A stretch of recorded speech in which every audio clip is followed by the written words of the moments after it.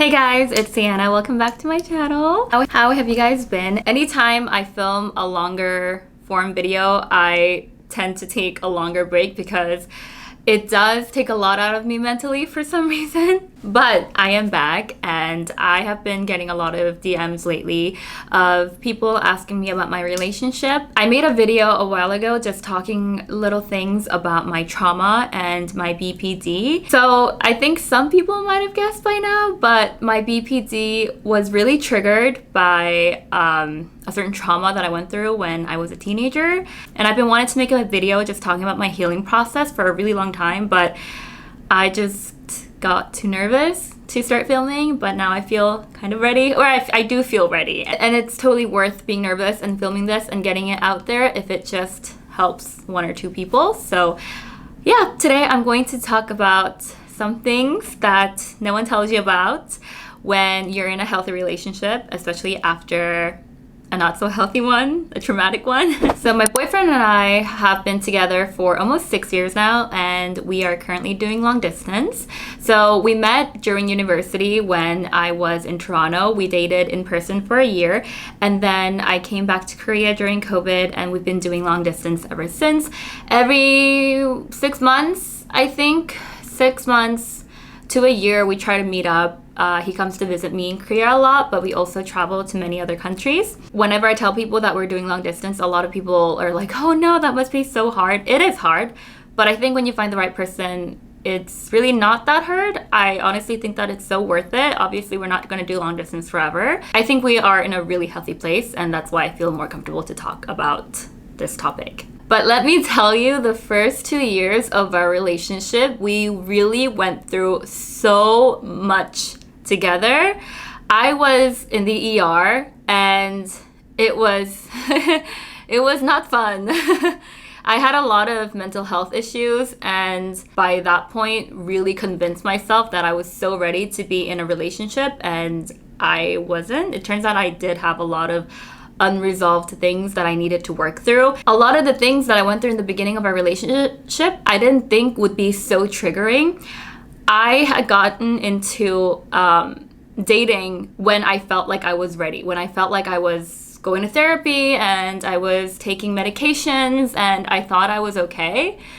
But it was only until I think the first 6 months had passed where all these little things would trigger me that I didn't even think about before. There are so many victims of abuse today that I feel like the chances of you dating a survivor is quite high these days. I feel like more people talking about what it's like to be in a relationship after is very much needed for both the person that's going through it and the person that's dating a survivor. For anyone that's struggling right now, or you just feel stuck, I hope that this video reaches you, and I just hope that you come to realize that better does exist out there and you are worthy of it. Because I know when I was going through my past relationship where I just felt like my self-worth and identity had been stripped away from me, I was disassociative, so I just somehow convinced myself that this wasn't happening. And because I convinced myself that everything's fine and this isn't happening to me, I just let the abuse carry on, and it took me longer to heal from that completely. I think it's also important that I share that I am Christian, so a lot of the things that I'm going to talk about is going to be grounded in Christianity. But one of the main things, or one of the biggest event that happened where I realized I needed to leave my previous relationship, situationship, it was when I was at rock bottom and I was seeing this guy who abused me, and I would pray every night because I knew there was something wrong, but I didn't know how to get out of it, and I didn't have a support system back then. So I would pray to God every night, and I just remember crying, sobbing, and praying that he still loves me and that at least there's someone out there that still thinks that I'm worthy. That night, I went to sleep and I had a dream where I was with the guy that I was seeing, and he asked me when his birthday was, and I answered September 28th. And his birthday's in October, so I remember in that dream, he got really mad about it. and he would hit me in my dream. And I remember in the morning I woke up and I was like, this is just crazy. Like, why am I continuing to see this guy that continues to bring me down and traumatize me? I remember writing in my diary that I am going to leave him that day.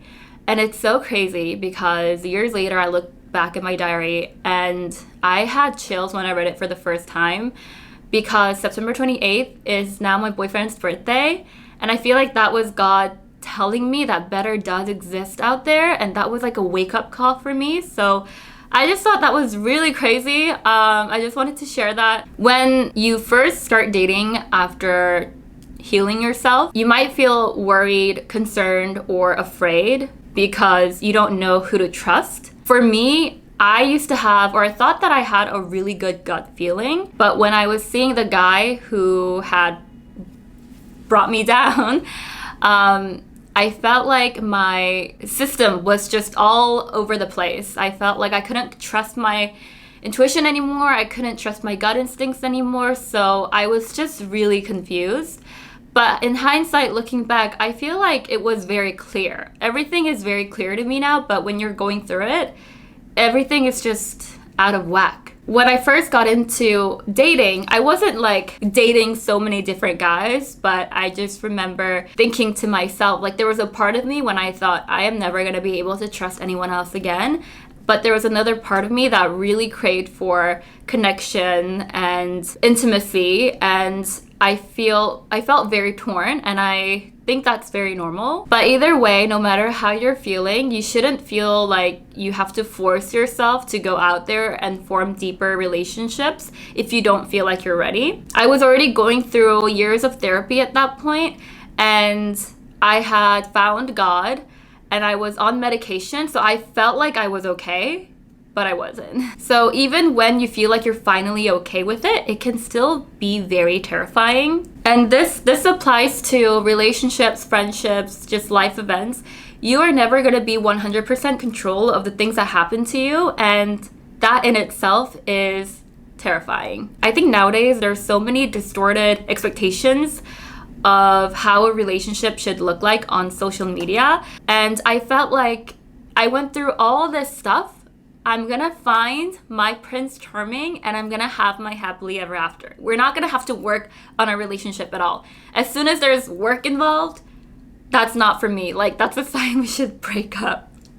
But that's not the case at all. The reason why I'm able to sit here today and say to many people that I'm in such a good, healthy relationship is because we put in all those years of work. If I could go back in time to when I first started dating, I would tell myself that it is normal to get triggered or just spiral out of control when you start dating again. And what is more important is that you learn these triggers. I know when I was going through it, I was really devastated when I got triggered for the first time, and it was the most random thing. Like, it could just be like walking home late at night, holding hands, and I would just have a panic attack. And I felt so defeated when that happened because I was like, oh my gosh, I thought I was over. I thought all those years of crying were behind me, but here I am again, like, and I felt like I lost, like I keep losing. And this guy that did this, like, he won. Like, he doesn't have to deal with any PTSD or anything like that. So I remember just breaking down so many times on my way home. And even when I got home, I felt so defeated. I felt like the reason why I left Korea was to get away from every reminder of my abuse. No matter where I went, something would just connect me to that person. And I just wanted to leave. And when I had gone through that, literally no one helped me, and that's why I get really passionate when I talk about certain topics in Korea. I get a lot of hateful DMs. I love being in Korea and I love being Korean, but you have to understand that I went through a lot of shit at a young age, and I can't even count with my hands and my feet how many times when I would go up to strangers and ask them for their help, and literally no one helped me. And people would just kind of laugh in my face. But that is just my experience. And I thought once I left Korea and I landed in Canada, nothing was gonna trigger me anymore. But that only lasted like a month. And then so many things would trigger me and bring me back to that spot. So I think it's so important to be kind to yourself and to learn what your triggers are and to communicate with your significant other that these are my triggers. And everyone has these triggers. Even if you didn't go through abuse, you still have triggers in a relationship. And I think it's so important that you communicate with another about the triggers that you have. For me, something that I am so grateful that my boyfriend did in the very beginning was he would just listen, and he just made me feel so comfortable. He allowed a safe space for me to have an open conversation about certain things, and that was the first time when I ever felt like, besides from talking to God about it, it was the first time when I felt like I was truly being heard and understood. I felt like everything that I was going through was so valid. Sometimes survivors of abuse might have a cycle of going back to the same types of people over and over again because it's the people that you feel comfortable around. You know, it was like that for me. After my trauma, I found myself continuing to seek a certain type of guys because it was very predictable, because I knew what they wanted. I felt like I could predict their next move, and I found comfort in that. So it is hard, but I think that's one of the biggest things to work on, is to see how you can break out of that cycle. I remember in the beginning, because my boyfriend, he is such a good communicator. If he was like communicating so well with me and he made me feel so comfortable and safe, and with like physical touch, that is a trigger of mine. So I didn't want to be, even now I don't want to be touched, but even when I say stuff like that,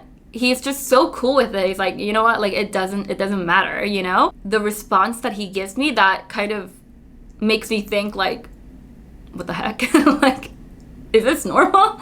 Like, if anything, his responses were making me step back and reevaluate my life, because these are not answers that I'm comfortable with. And this is so sad, but I tried to sabotage our relationship so many times in the beginning because I kept telling myself, this isn't gonna last. He's putting on a front. After 2 days, he's gonna show his true colors. Like, you don't deserve this type of person. I would purposely do things and say things to make him angry, and I just wanted to see him like explode. But that never happened. Thank goodness it didn't happen. But I remember in the beginning, like, I truly tried to sabotage our relationship so many times. And I know when I talk to other people that kind of went through the very similar things that I went through, sometimes they end up sabotaging the relationship and there's no going back. The next one is helping through a panic attack. I think is so important in a relationship. If you are dating someone that went through a specific type of abuse, I highly suggest that you research about it, because it's one thing for a survivor to tell them, oh, these are the things that trigger me. We don't have the energy to tell you, when I do this, you should do this. Like, we can't spell it out for you of all the things that you need to do to help me feel safe in these situations, because most of the times we don't even know what's gonna help us. So I just suggest that you like do your research, just read more about it and try to understand the triggers and how you can help with someone. One thing that helped for me a lot was when I was having a panic attack, my boyfriend was specifically make sure that he was under my eye level. So whenever I was going through a hard time, he would just sit on the floor. He would let me sit up on the chair, and he would just remind me to breathe over and over again. And that helped me a lot. Like I said, I thought when I left Korea, nothing was gonna trigger me anymore, but it could be a smell. It could be like a specific building that looked like a certain, I don't know, like it's just crazy. I think it's really important to be aware of these things that might happen and what you can do in those situations to help the other person, because you never know when it's gonna happen. It requires a lot of patience. It is not easy, but it's so worth it. For me, the most shocking thing that I learned about myself when I started dating my boyfriend now is I had feelings of anger for the first time, because previously I was never angry. Like, even though I felt like I went through a lot of things during therapy and I got to talk about everything. And, praying to God definitely helped me a lot. But I was never angry at the person that caused me so much pain. I had feelings of blame. I had feelings of, just real defeat. And I had feelings of disgust, but I never felt angry because I felt like, who am I to get angry? Like, it's so sad thinking about it now, but he just really beat down my self-esteem and my self-worth so much that I felt like, of course, these things are happening to me. So who am I to feel like it's unjust? So the first thing I did was I blamed myself. And I think that feeling really stuck with me. But I remember after a while seeing how my boyfriend talked to me and treated me. It was like, he treats me like a queen. Like, he treats me like a very valuable human being. And that's the first time when I felt like I could get angry. He provided a safe enough space for me to get angry. And it was so crazy when it happened for the first time because I felt like I was sticking up for myself. It felt very freeing. Like, I don't carry that feeling with me anymore because I think that would eat me up. But just to feel a lot of sadness for myself, and it was like closing a chapter. Like, this did not deserve to happen to me, but I'm okay. We closed the chapter and I just felt so freeing. Like, it was like a weight had been lifted off of my shoulders. I think patience is also another really important factor as well. Be patient in your partner, but also be patient to yourself, because even after like 10 years now, for me, like, I still feel triggered sometimes. And my boyfriend's never dismissive of my emotions. And I also try not to beat myself up for not being over it, even after all these years. I remember when I went to therapy for the first time, the first thing that I did was I asked my therapist, how long am I gonna be hurt for? Like, just give me a number. How long do victims usually take to get over certain things that happen to them? And my therapist, she was like, sometimes it takes 5, 10, 20, 30, 40, 50 years. Like, there's no definitive answer, and that destroyed me. And I was so upset because I just wanted to give myself like 2 years to cry every day and then get over it. But as soon as I say, oh my God, why am I still dealing with, my boyfriend will shut me up.